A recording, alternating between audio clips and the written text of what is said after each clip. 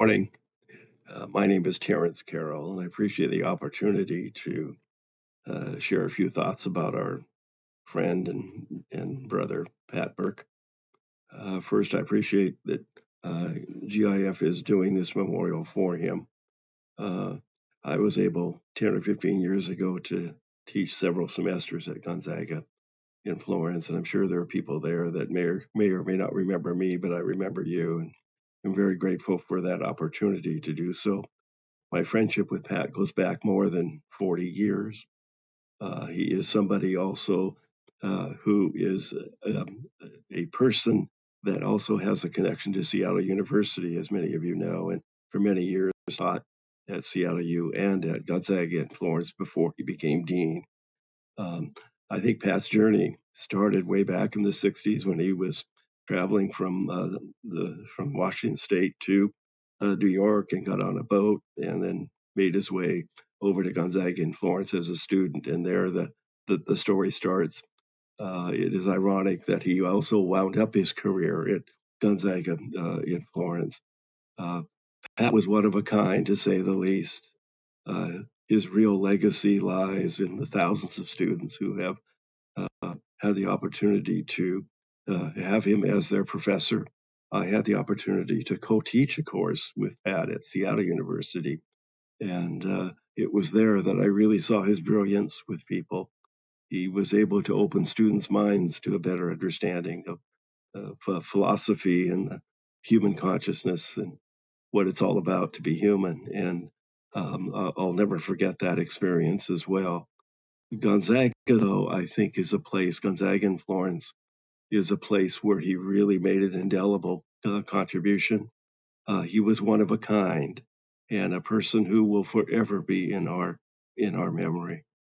I also want to take a special opportunity to also offer my thoughts and my condolences to Laura and to Brian, who I believe are also in Florence for this memorial for Pat.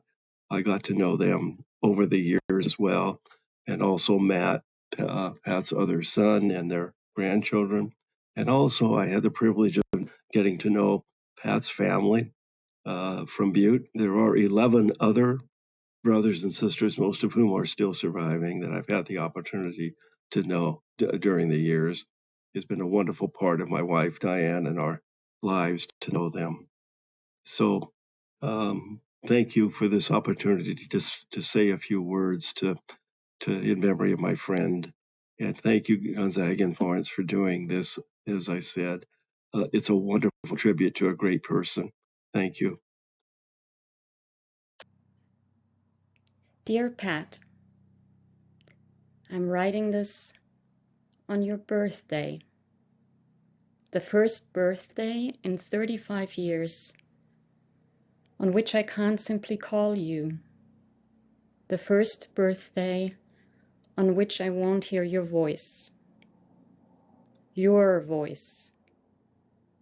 It was your voice that carried not only your light, abundance, humor, and love, but drew all of us who had the privilege to be your students, friends, family, or colleagues into the wonder of the other, the core of your philosophical questioning.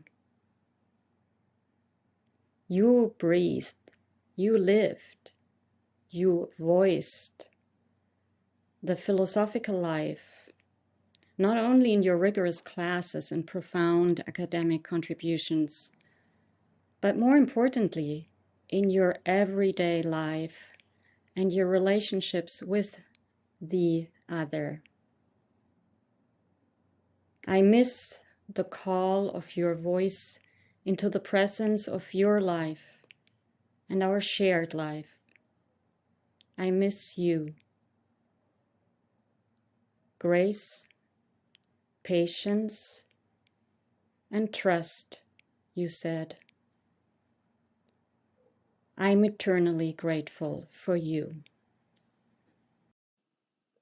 I'm forever grateful to Patrick. First, my PhD dissertation on the ontology of breathing was only possible thanks to his article, Listening at the Abyss.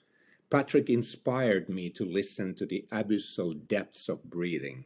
In 2018, he served as the opponent of my PhD defense. It was a joyful challenge to discuss Merleau-Ponty breath under his insightful and caring interrogation. Finally, in 2023, I was happy to see him and his wife Laura at our respiratory conference in Slovenia. Seeing how enthusiastic Patrick was about the philosophy of breath was amazing.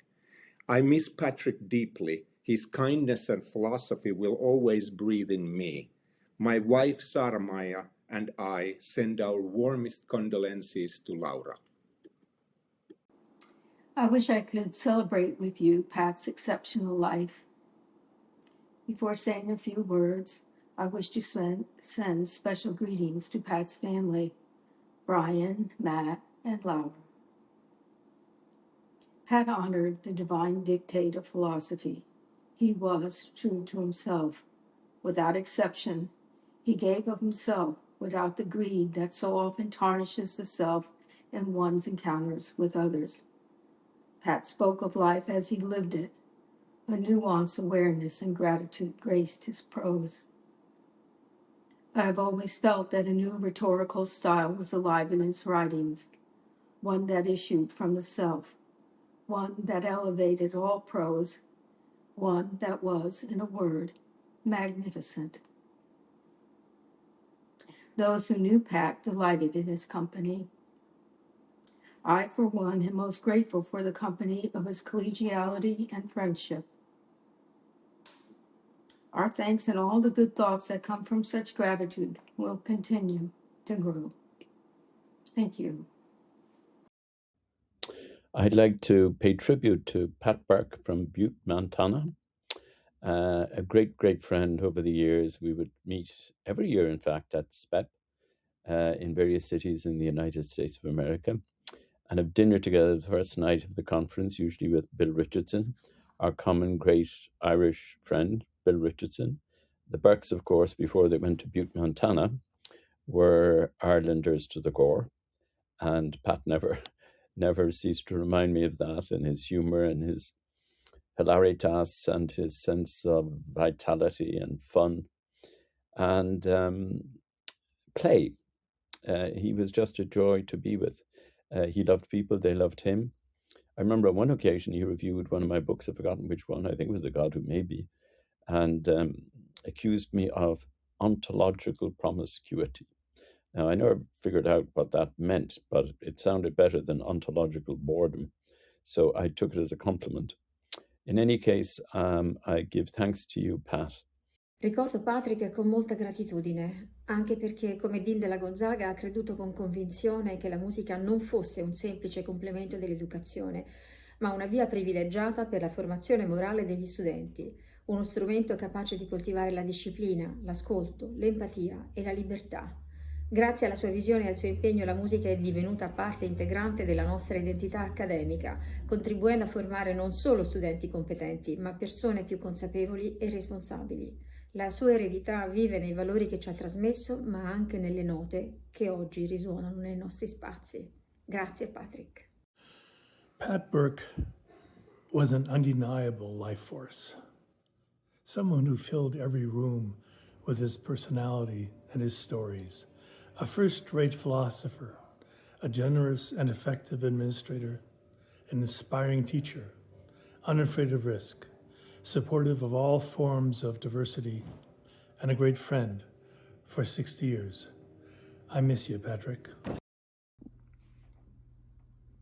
Hello, my name is Tim Weidel, and I'm the chair of the philosophy department at Gonzaga, and I'm very honored to have the opportunity to remember Pat Burke as a philosopher, but also as a person.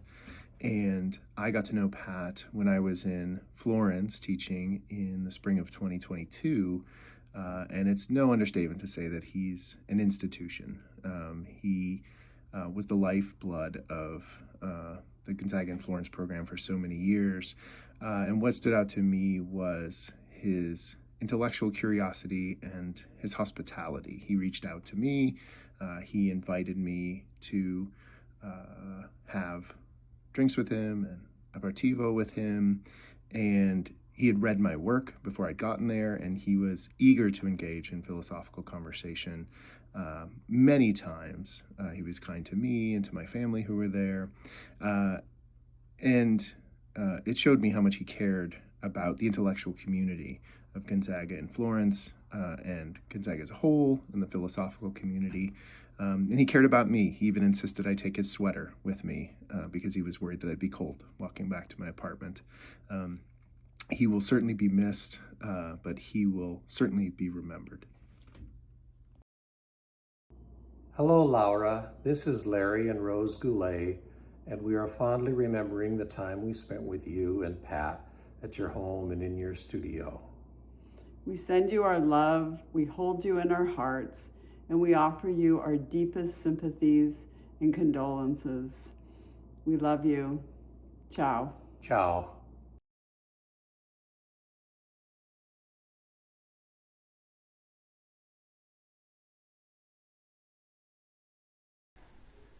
In conclusion, in Canto 8, Dante teaches us the erotics of loving God. That in each of us there is the love that is eros, the desire for further union and deeper communion with the beloved. He teaches that eros is the passion for the infinite, the passion for the absolute, for Him who is the very source and goal of all of our purposive strivings, mediated by a friend of the heart, Charles Martel per Dante, and by the heavenly Venus, by Beatrice. Beatrice who calls us and leads us toward that beauty that is beyond her beauty, that love that powers and directs the universe to its end, toward God.